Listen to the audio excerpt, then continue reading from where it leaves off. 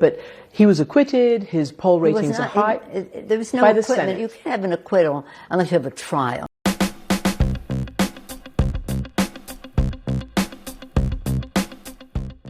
The Senate has clearly spoken now. The president was acquitted. Do you think your House colleagues... Well, he wasn't acquitted. It was a rigged trial.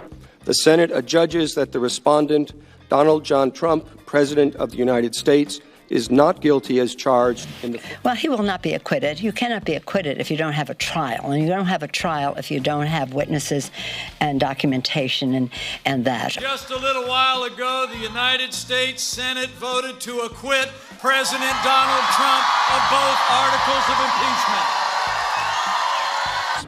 Where the Senate turned away from truth and went along with a sham trial. This, if the president is acquitted with no witnesses, no documents, the acquittal will have no value. About their long game, and that is to, at the end of this, get an acquittal. McConnell told us this is where it's going to end up. But here's the point. You cannot have a true acquittal if there's not been a fair trial. But he was acquitted, his poll ratings are high.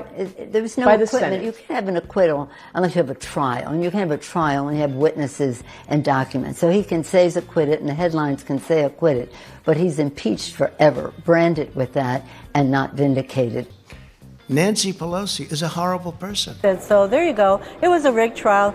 He can run around saying he was acquitted, but you don't get acquitted in a rigged trial. I just want to point out, Senator, there was a roll call, guilty or not guilty. Yes. Not guilty was the majority.